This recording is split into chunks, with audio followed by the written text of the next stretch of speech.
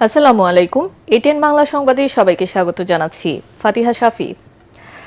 জুলাই গণ আন্দোলনে আশুলিয়ায় ৫ মরদেহের সাথে জীবিত একজনকে পোড়ানো সহ ৭ জনকে হত্যা মামলায় ৬ জনকে মৃত্যুদণ্ড, ৭ জনকে যাবজ্জীবন কারাদণ্ড, ২ জনকে ৭ বছর কারাদণ্ড দিয়েছেন ট্রাইব্যুনাল ২। রাজসাক্ষী শেখ আফজালুল হককে খালাস দিয়েছেন ট্রাইব্যুনাল।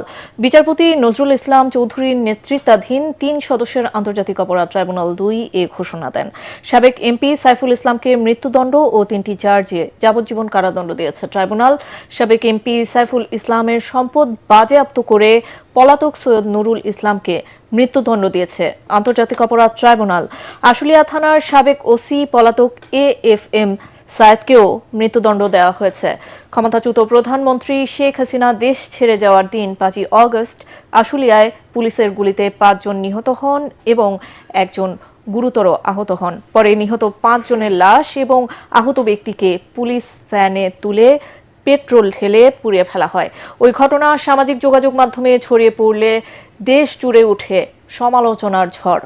সাবেক সংসদ সদস্য সাইফুল ইসলাম সহ ১৬ জনের বিরুদ্ধে গত বছর ২১শে অগস্ট অভিযোগ গঠনের মাধ্যমে বিচার শুরু হয়। সাক্ষ্য গ্রহণ, যুক্তিতর্ক উপস্থাপন শেষে গত ২০ জানুয়ারি মামলাটি রায়ের জন্য অপেক্ষমান রাখেন আন্তর্জাতিক অপরাধ ট্রাইব্যুনাল ১। আসামিদের মধ্যে এসআই শেখ আফজালুল হক রাজ সাক্ষী হয়ে জবানবন্দি দেন। ১৬ আসামির মধ্যে ৮ জন এখনও পলাতক।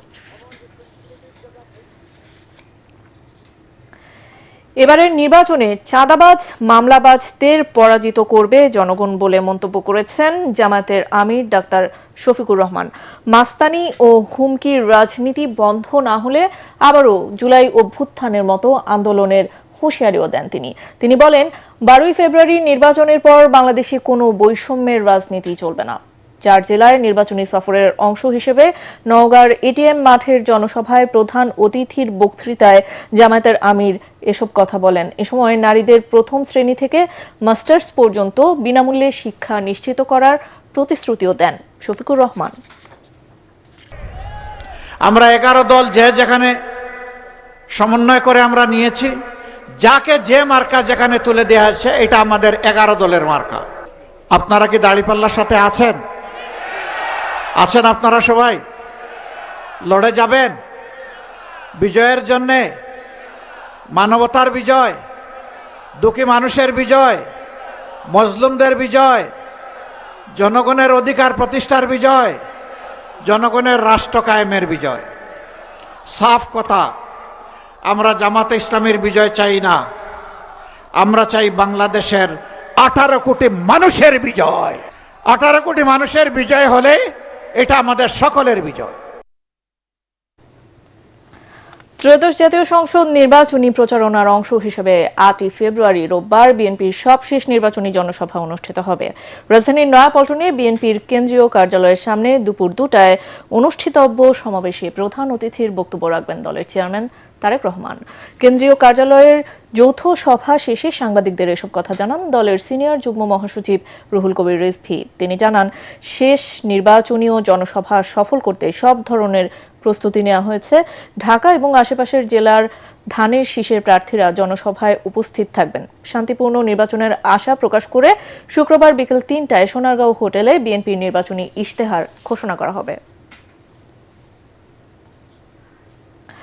চট্টগ্রাম বন্দরের নিউ মোরিং কন্টেইনার টার্মিনাল ইনসিটি পরিচালনায় বিদেশি কোম্পানির সাথে চুক্তির প্রতিবাদে 2 দিন ধরে অনির্দিষ্টকালের কর্মবিরতি পালন করছেন বন্দর শ্রমিক কর্মচারীরা। এর আগে দাবি আদায়ে 31শে জানুয়ারি থেকে 3রা ফেব্রুয়ারি পর্যন্ত 8 ঘন্টার কর্মবিরতি পালন করেন তারা। সংকট সমাধানে সকালে নৌ পরিবহন উপদেষ্টা সাফাত হোসেন চট্টগ্রাম বন্দরে পৌঁছালে শ্রমিকদের বিক্ষোভের মুখে পড়েন।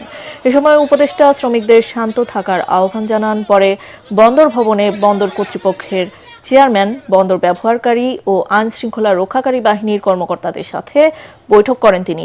বৈঠক শেষে সাংবাদিকদের সাথে আলাপকালে সংকট সমাধানে আশাবাদ ব্যক্ত করেন নৌ পরিবহন উপদেষ্টা। এ সময় বন্দরের বাইরে বৈঠকের প্রস্তাব দিলে তা প্রত্যাখ্যান করেন শ্রমিক নেতারা। আমাদের সাথে আলোচনা করতে হলে বন্দরের যে কোনো কক্ষে আমরা আলোচনা করতে রাজি আছি। এটাই হচ্ছে আমাদের সাথে কোনো আলোচনা হয়নি, এটাই আমাদের কাছে তথ্য। নৌ উপদেষ্টাকে অগোচরে রেখেই সে বিভিন্ন তথ্যপত্র উপস্থাপন করে চুক্তি করতে চায় এবং উপদেষ্টা অনেক বিষয় জানেন না।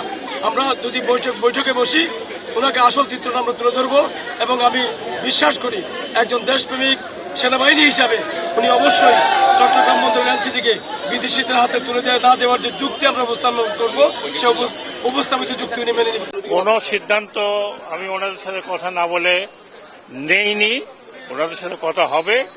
তারপরে আবার বিজনেস কমিউনিটিকে ডেকেছি, তাদের কথা শুনবো, শুনে কথা বলবো। মেইন টাইম আমার যেটা হচ্ছে যে ওনাদের কাছে আমাদের রিকোয়েস্ট যে কোনোভাবে বন্দরটাকে এভাবে যদি করেন তাহলে সরকারের না রাষ্ট্রের ক্ষতি হচ্ছে।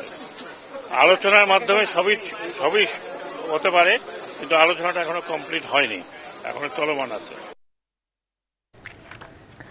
পরবর্তী সংবাদ দেখার আমন্ত্রণ জানিয়ে এখনকার মতো শেষ করছি। এটিএন বাংলা সংবাদ ইউটিউবে দেখতে ব্রাউজ করুন, youtube/ATN Bangla News। ধন্যবাদ।